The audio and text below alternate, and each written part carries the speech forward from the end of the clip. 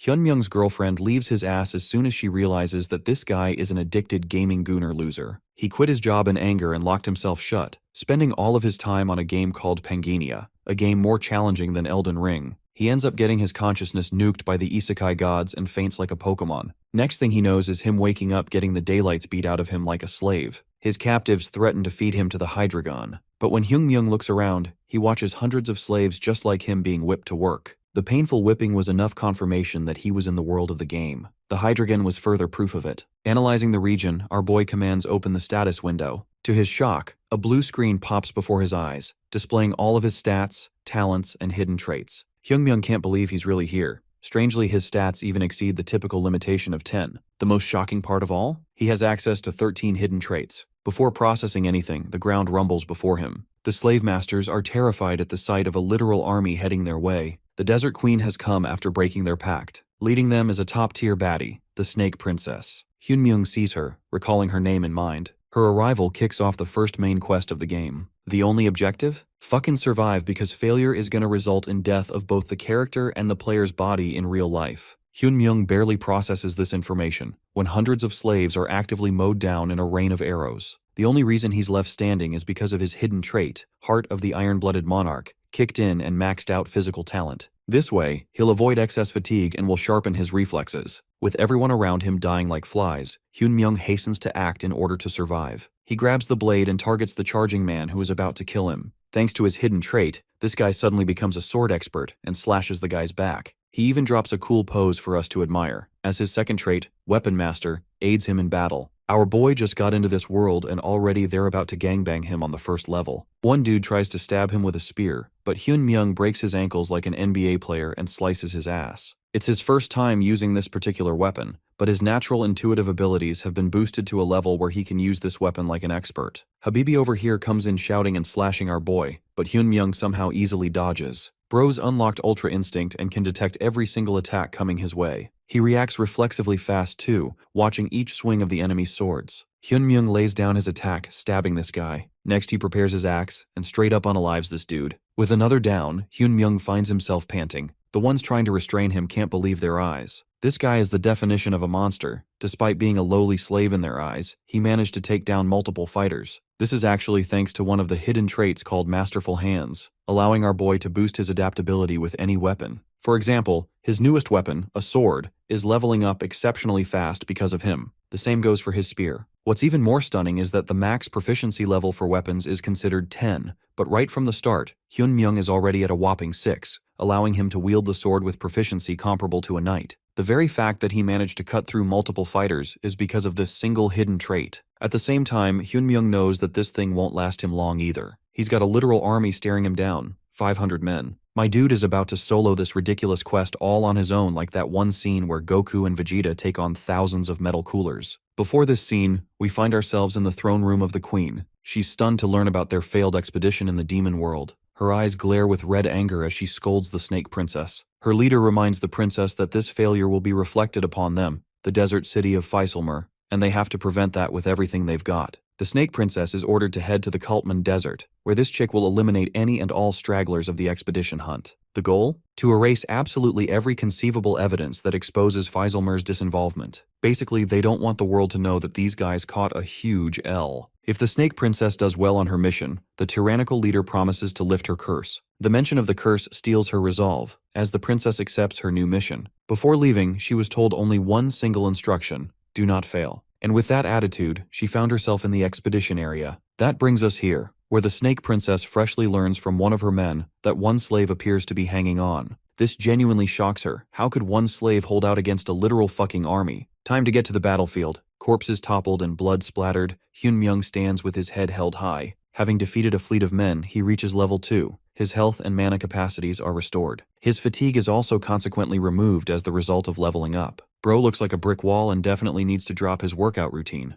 Arriving at the battle by herself, the Snake Princess stares at the slave. Hyunmyoung realizes that she's here at last, the one known as Isabella von Derzian. Upon further inspection via the system, he learns about her curse, as she cannot leave the area because of the Desert Queen. The rest of her abilities are concealed because Hyunmyoung's level is too low. But the main issue? She's a whopping level 8. Despite all his stats, he can't defeat this woman no matter what he does. The strongest level in the Pangania game is considered 10, and 1 is considered seriously strong by level 7. Beyond this level, actual strength differences are made clear. Basically, it's like comparing Gojo to the rest of Jujutsu Kaisen sorcerers. These guys are built differently. Level 8 is where one could be considered strongest in the region. In other words, these guys are like boss fights all on their own. Now our boy knows that he can't beat her in straight combat. But then he notices one simple catch: the princess's curse. Isabella steps down from her monster, dead-ass serious. She looks at him with complete animosity and declares that he'll die here and now. While Princess Thick Curves is threatening my man's life, he's wondering about the reason he started playing the game. Pangania seriously has a high-level difficulty rating. Consider it like the Elden Ring.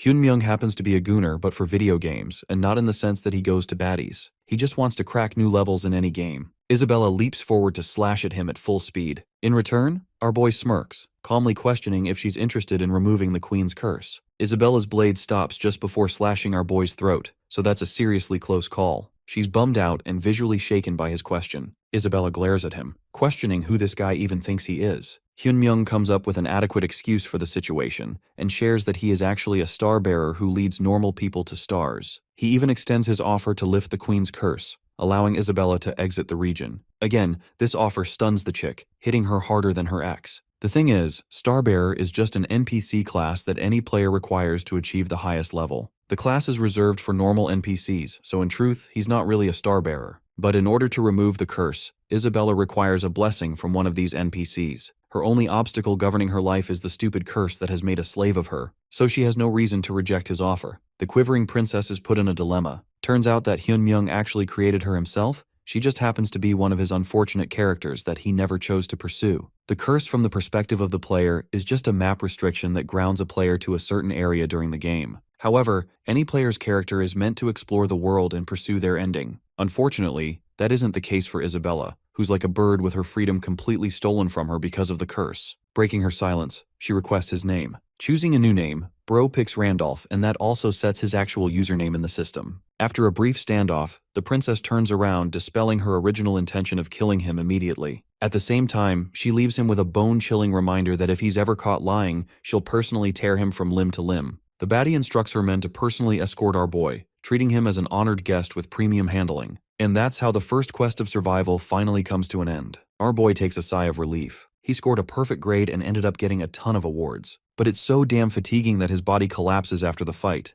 Hyunmyoung can't even believe he survived that mission, and nets 220 points in total. In the very next scene, Bro is brought to a castle. All of a sudden, he's enjoying a luxury bath experience. Hyunmyoung highlights how the soul of Hydreigon is known for dropping early in the game. Then there's the Sword of Miquella. Hyunmyoung managed to acquire both items at the same time, but what he really didn't expect to obtain was the broken piece of golden scale, a syncing tool between reality and the game. His thoughts are interrupted with a bunch of snow bunny maids showing up and even offering to wash him up for free. Hyunmyoung isn't going to say no to this ridiculously free offer and requests they wash his feet. I'm not even kidding, we're out here getting feet shots. These women are Isabella's personal maids. Hyunmyoung knows they're here to test his intentions. A real starbearer doesn't react to any sexual desires, so this man is literally fighting for his damn life to prevent a boner. But unfortunately, our fallen soldier ends up staring at a voluptuous chest. Bro panics so hard he begs the status window to pop up, blocking his view from her knockers. Surprisingly, Hyunmyoung notices a new revelation. Some kind of boundary line between Pangania and the real world is gradually taking its course. Viewing the successful history of his quest completions, he actually acquires a logout feature. Now that's really interesting, but the game warns him that his character will be vulnerable during the logout. By the way, Bro is seriously stunned with Gracia and I Love Mint Chocolate making the leaderboards. These two were his best friends during the game. Turns out that they were also dragged into this game just like he was. Hyunmyoung is also loving the logout feature, finally having his get-out-of-jail-free card to escape this mad game. Immediately, he urges the maids to exit the room, rejecting their treatment strongly. Hyunmyoung emphasizes that he needs to communicate with the stars, or else he'll lose his powers. One of the chambermaids is flushed to hear that news. The maids exit the room, leaving him to his business. Hyunmyoung can't believe his shitty excuse actually saved his life. He gets out of the tub and uses the logout feature, not giving a single flying fuck about the game at all. The game stores his character in a safe environment, reminding him that if his character dies, so will he in his real life. With the logout process completed, our boy finds himself back to his world. Except, the world has literally turned to literal hell. Destruction everywhere, monsters invading and cities burning. Hyunmyoung learns about the news and watches a bus-sized praying mantis wreaking havoc. Terrified, he falls down, succumbing to the realization that the monsters of the game have somehow invaded the real world. Furthermore, there's a golden fragment lying next to him, the one that is linked to the connection between both worlds. Let's go back a few minutes. Logging out from the game causes a flood of memories, recapping all of the events that occurred in the game to spiral in his head. Hyunmyoung returns to the living world, scanning his surroundings and wondering if it was all just a sick dream. He smiles, making fun of himself for acting like he got transported into a web novel. His confidence evaporates the second he lays his eyes on the small gold fragment sitting on his desk. Panicking, he picks it up, questioning reality once more. If this thing came to his room, then that means everything he just went through is real. By the way, the actual game is not even a thing that exists on the website anymore. Hyunmyoung lands right on the money with his theory. The boundary between the real world and the game world has been severed. Panicking, he hastens for a solution. Then his brain clicks. If the monsters have crossed into this world, then that means some of the other things could also be accessible. Remember Michaela's sword? Yeah, that early stage item is now a part of the living world, as Hyunmyoung manifests both it and the Hydreigon Soul Satchel. Unfortunately, Bro has no idea how to use this thing in real life, because the game only used a double-click feature to use its abilities. Remembering the details from the system, Hyunmyoung reaches another revelation. Though he's incapable in reality of fighting these monsters, it's different when it comes to his game character. The moment he activates the fragment, Bro completely synchronizes with the abilities of Randolph, his game character. The syncing process will last him for a full day. So let's return to the streets again, where a helpless mother is bolting for her life while carrying her weak daughter. They've already lost sight of the husband. To make matters worse, God decides to fuck them over with falling debris. You might be thinking some hero is gonna save them, but nah. Yoonji, the little girl, survives, while her mother is pitifully crushed Tokyo Ghoul style. At that moment, a young lady comes running out to rescue them. She wants to help the mother, who is completely crushed. Her only desire is for her daughter to be protected. This young woman restrains Yoonji, processing the loss. But while she is all caught up with this mess, she had no idea the monster creeped up on her. This thing is about to swallow her whole. But right then,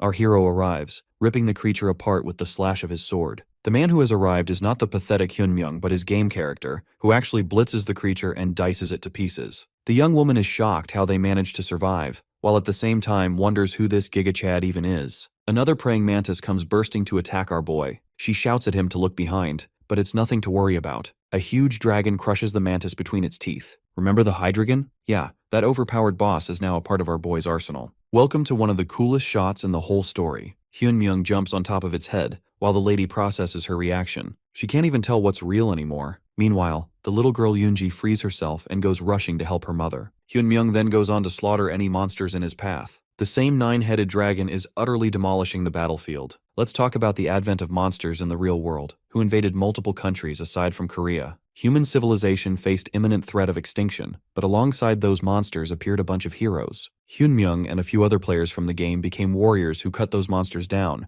the same beasts that are completely immune to bullets. There were normal players too, who vowed to protect humankind. But the problem was, bigger and stronger monsters would soon descend, changing the trajectory of the real world. Watching the footage from the comfort of his home, a player called Massacre thinks all of these idiots are wasting their golden fragments. Now that the game is merging with the real world gradually, everyone will compete against another for survival. This means the players who hold the most amount of fragments in this world will eventually become the strongest characters. By the way, the same ranking that remained frozen for 2 years changed just as well, with Randolph steamrolling his competition at first place. This begged the question if this guy is actually Phantom. Phantom is also nicknamed Ghost. It's actually Hyunmyoung's character who is most known with both names. The same guy became the first person to form an NPC expedition called the Demon Realm Expedition, and he's the only person to reach the final stage of the game. Even though that final battle resulted in complete and utter defeat for the Phantom, without a doubt, he is considered the undisputed best player of the Pangania game. Bro is out here carrying 1% of Faker's aura. Massacre has a theory, believing that the player who wielded the Phantom character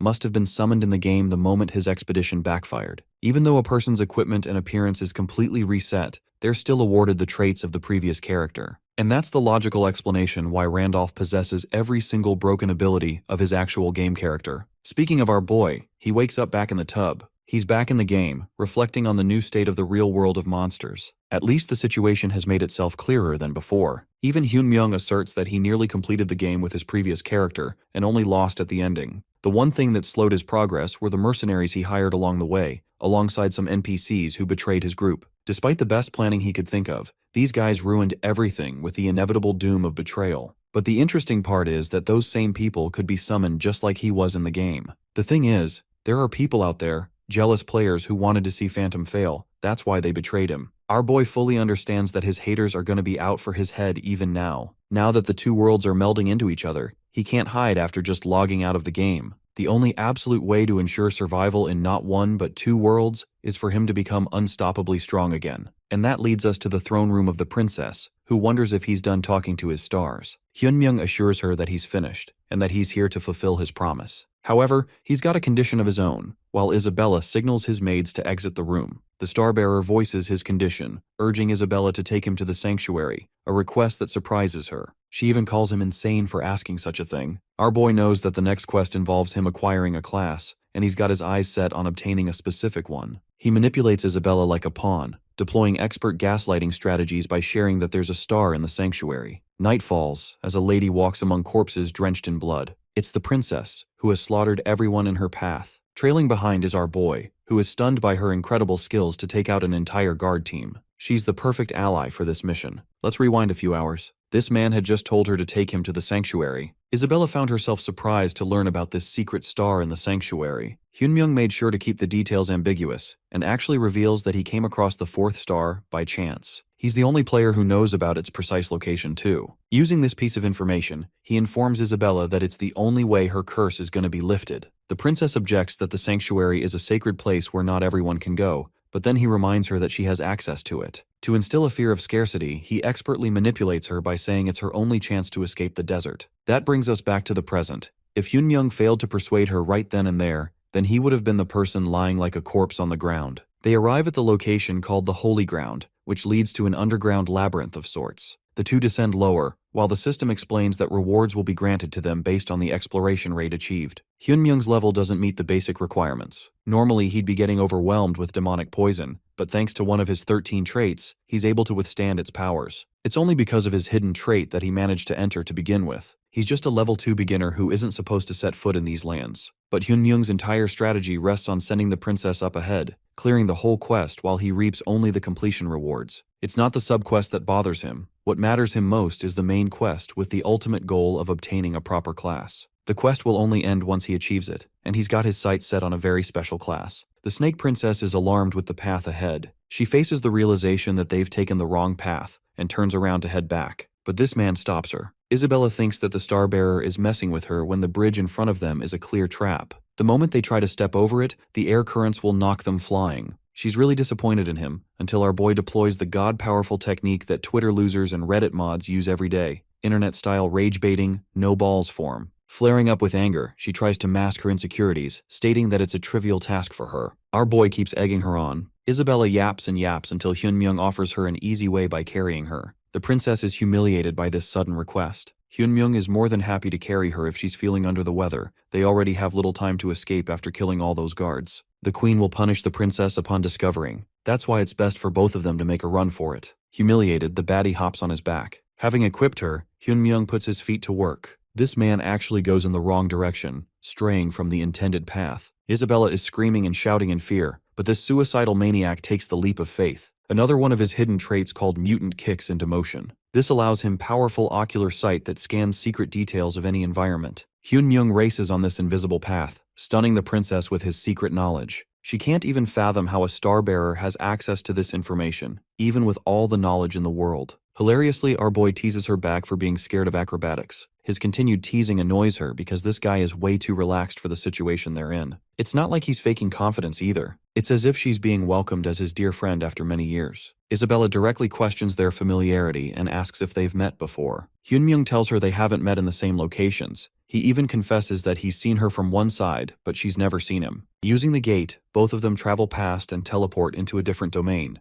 Hyunmyoung detects a domain barrier and jogs his memory for the incoming threat. The set of boulders just lying nearby suddenly take human form, materializing into stone golems exuding red energy. These powerful golem monsters are called guardians. Just from the size of its humongous rune, our boy suspects that they're dealing with a powerful boss. Just one hit from this kind of boss would crush him like a bug. He wonders if Isabella's leg is feeling alright, teasing her again. After all, he's gonna need her full support here. The high-level stone guardians rush to attack them. With a charged punch, one of them hurls a fist against the baddest bitch of all. The Snake Princess smirks, exhibiting confidence, and in a single motion slashes the golem more than a dozen different times. In a moment's notice, its arm shatters to pieces. Can't even lie. She's the coolest princess I've seen in a while. Isabella assures our boy that this fight will be soon over. Leaping using the debris, she charges up towards the Guardian. Targeting its rune, she unleashes a ferocious horizontal slash. Meanwhile, male wife Hyunmyung is out here seriously impressed. Isabella isn't even supposed to be a fighter class. She's an assassin, yet she's out here moving like Sung Jinwoo. Dozens and dozens of slashes later, she decorates the golems in scars. They're annihilated with her wrathful hits, perfectly exemplifying the true strength of a level 8 character. Fight's over, and the Golem Maker class is instantly accessible to our boy. Hyunmyung is shocked that he can use Isabella's kill to his own credit. In the Pangenia game, summoner classes are extremely rare, which is why Golem Maker is an excellent class. It's a high-tier ability, but as promising as it may be, it's not what our boy is after, so he straight up declines it. After all, the class he's desperately chasing is in a league of its own, and its test is about to come next. Tendrils of black surround the fields, casting a dark atmosphere. From the ground erects a huge mountain, almost resembling a castle. This is the target that Hyunmyung has been chasing after. A greater god that protects the very stars, a titanic snake and the ancient king Dramut himself. Dramut exerts such intimidating pressure that the system straight up says players below level 10, which by the way is the max level, can't challenge its authority. This beast is the mountain guardian of the sanctuary itself. Isabella looks at our boy, questioning if this fucker thinks she's gonna go out there and suicide against the mountain guardian. Hyunmyung plays it chilly, acting like the mountain guardian is actually a sweetheart who never attacks first. Well, that reality crashes down rather quickly when the monster roars and unleashes its first strike. It literally terrifies the princess because she barely managed to dodge its first attack. Hyunmyung is confused. He actually didn't remember this beast being so aggressive. The princess thinks our boy's definition of friendly is pretty damn stupid. The greater god addresses the challenger, urging him to defeat the guardian to pass. Hilariously, Isabella tries to reason that she never even bothered challenging the sanctuary, but suddenly realizes that she's the one who went around smashing his servants to pieces. The greater god is pissed off with her denial and tries to tail whip the shit out of her. The princess fights back, or rather does her absolute best to escape each attack. She screams at Hyunmyung to plot the next move for once. Now our boy has actually faced this big old noodle in the past, but he doesn't seem to have any memories of beating it. Suddenly he realizes something. The ancient king Dramut is a behemoth and a greater god that protects the stars. From his lore, Hyunmyung learned that Dramut was an enchanted beast as he gained wisdom from the essence of the star. Back when our boy cleared this place as Ghost, he was raising Wilhelm, a level 10 5-star character. Interestingly, the big old noodle never even attacked him. Instead, it simply led him to the sanctuary's location because he met all qualifications. So now the problem is, Dramut doesn't even deem them worthy, because the greater god only attacks those weaker than itself. This situation has placed our boy in quite the pickle. Isabella is being knocked around. She's getting steamrolled by the snake. The earlier poison of the sanctuary weakened her too. It makes her wonder if listening to the Starbearer's guidance was all a huge mistake. The princess is moments away from being squashed like a mosquito. Hyunmyung borrows talk no jutsu from Naruto and tells the beast to stop immediately. Dramut shockingly obeys and stares at the buff Gigachad posing like a god. He has no idea how this normie knows about his real name. Then our boy drops his previous character's name, Wilhelm, assuring the greater god that he has returned. Instantly after hearing those words, Dramut takes a moment to process his words. The snake crashes out fucking dying of laughter. Maybe this strategy might actually give it a heart attack and kill it. Dramut trash talks the stupid-looking idiot who thinks he's Wilhelm, because this guy isn't even comparable to a sentinel. He's straight up trash. Dramut can't fathom how he's comparing himself to Wilhelm, the best of the best, a being that he considered his own master. Even Wilhelm failed the demonic realm expedition, causing his stars to fall. That means his death has been completed. But even then, the ancient king takes great offense that a loser like our boy has the gall to invoke his master's name. The ancient king is a second away from devouring the insolent warrior, but this man stands there aura farming to the max. Hyunmyung reminds the beast of the contract they made. Dramut can't even fathom how this guy knows about such information. Not a soul in the world can know about such a thing. The contract they made is actually the checkmate. Anyone who obtains the star will learn the true name of the mountain guardian and even become its master. The greater god is supposed to obey his master's every command, and information about the contract can never be revealed, or else the player will die from its curse.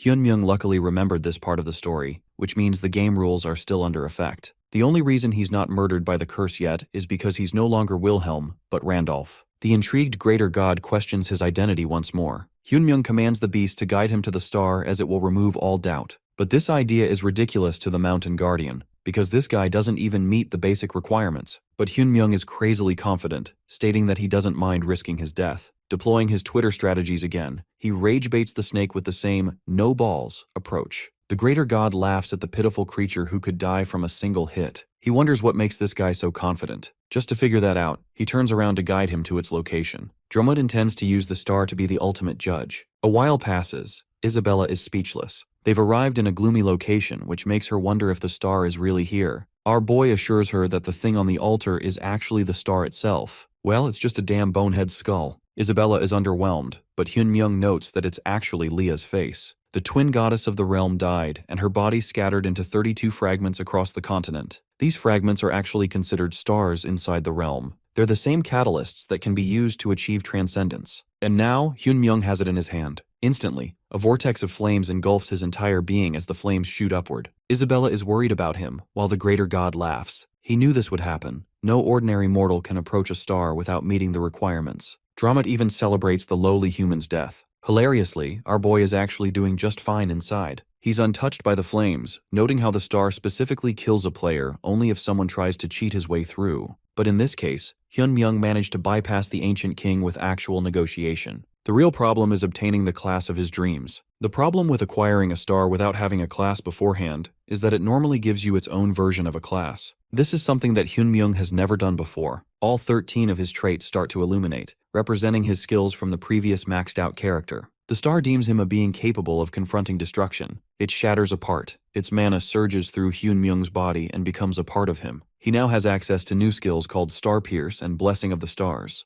After reaching Transcendence, the effects of the stars will permanently stay with him. With this, he has acquired the class Star Successor. Isabella remains baffled. She can't believe that this man is naturally absorbing the star in its entirety. With the commotion finished, Hyun-myung addresses the princess and asks her what she will do after the curse is lifted from her. The princess reveals that she just wants to leave this shitty-ass desert to find her family's bloodline. Hyun-myung is happy to bless her and remove the curse under one condition. His only requirement is that she serve him, which is an interesting choice of words, for 1 year straight. After that, they'll both go look for her family together. Now the thing is, Isabella fears the queen's wrath even after escaping. She's terrified of submitting to another individual, but Hyun-myung assures her that he's different. His meaningful gesture speaks through to her. The snake princess gets on her knees and confesses pure submission to her master. Wait, what? Hyun-myung congratulates her for making the correct decision and then turns back to Dromut, taunting the shit out of this snake for not believing in him sooner. It's time for some good old karma, so Hyun-myung demands the Noddle to bow before him like a good snake. Thanks to his transcendence, numerous combat-styled constellations are now taking interest in Hyun-myung's evolution. When word of Isabella's betrayal reaches the Desert Queen, she is astonished, and immediately lays out the order to capture both of them immediately. In the outside world, people are starting to speculate the identity of this new Randolph player. They think it is Phantom behind the scenes, because someone obtaining a higher score than Gracia is impossible otherwise. Now that the 5-year veteran has returned to the game again, the top brass is having difficulty. They tried contacting him in the past and were incapable of tracking him down.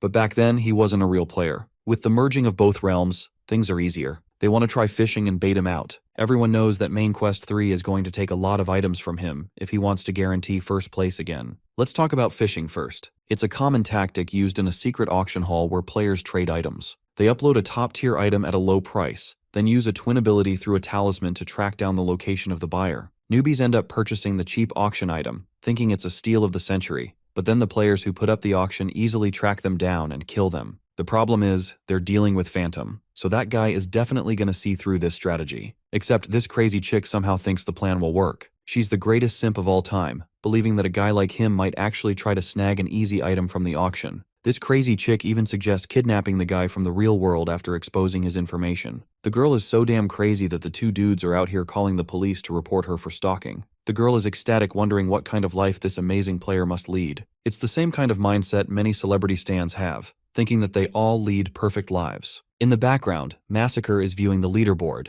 Randolph is still on top for Stage 2. Massacre is also actually hunting down players in real life using the same fishing strategy. He wonders what kind of insane level class netted Randolph top score again. By the way, this guy is a straight-up criminal in real life too. He's left multiple people dead just to increase his leaderboard rankings. Back to our boy. The system informs him of his 100% exploration rate. Thanks to the Mountain Guardian, he conquers the sanctuary with ease. As a reward for completing the subquest, Hyun-myung obtains a teleportation book allowing him to visit a previously explored location. Overall, our boy acquired great loot from all of this. The system collects his newly acquired experience points. Thanks to that, he skyrockets to level 3 in one go. The process is way slower than leveling up normal characters. Unfortunately, more traits require more experience per stage. At the same time, his stats are more powerful than the average player, so he's doing well. Hyunmyung is curious about the item he obtained from the main quest. He got 2 rare rewards, one being a shadow cloak, a mystical item that turns you invisible after weaning it. Harry Potter fans will get this one.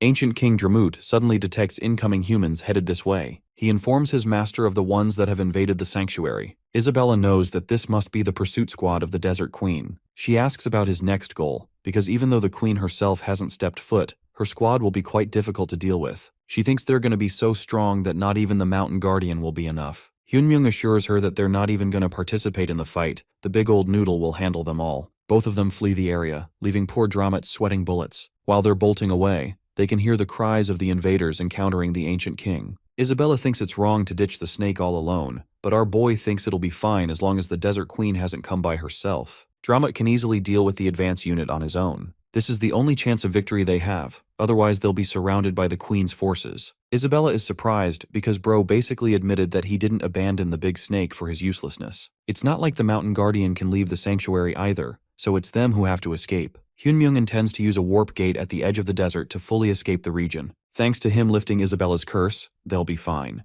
The real problem is that the gate takes its sweet-ass time to activate. They've already arrived and the princess is stoked to get out of the desert. Hyunmyung tells her about the added activation duration. You might be thinking it's only a couple of minutes, but this damn gate takes 12 whole hours to activate. They're also trapped in completely empty land, with no cover to hide. The pursuit squad is definitely going to find them here. Dramut can delay them, but not for too long. Until then, Hyunmyung intends to communicate with the star. In other words, he wants to log out and check the state of the real world. He asks for Isabella's trust, who prepares her sword and swears to protect him. Now that's a badass character. Our boy opts out of the game, wakes up in his shitty apartment. The feeling of logging out is still strange, but he quickly grabs the phone to check the news. Luckily, there haven't been any new disaster alerts, so the monsters haven't come yet. With both realms colliding into one, there's only so much that Hyunmyung can use to his advantage. The players in the real world, his world, concern him the most. That's why he intends to check in frequently to make sure he's safe here too. Suddenly, a text message steals his attention. It's Kim Seo-yeon.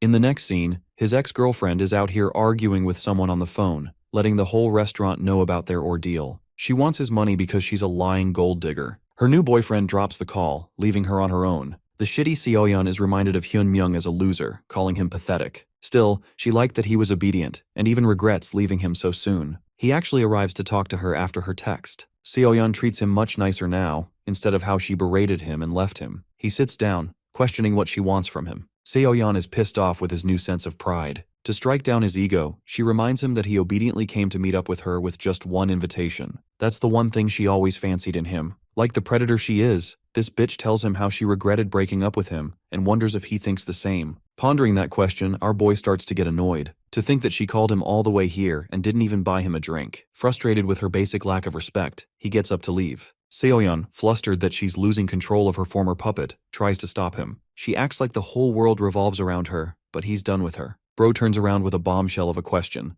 asking Seo-yeon if her new boyfriend has any idea they're out here on a date. He calls her out for dating multiple men at the same time, something that is obvious on her social profiles. ThoughtSlayer69 leaves her for the streets, thinking about how he would have panicked if he didn't adopt his new personality. Turns out that Randolph's resilience actually carries over to him in this reality. He's exiting the place when suddenly, he sees a dude bullying someone. This bastard is about to stab the innocent girl with a blade in a fit of rage. Hyunmyung steps in, grabbing his wrist, stopping the attack and saving the young lady's life. It's the same girl from earlier too. Strengthening his grip, our boy demands the punk to get lost.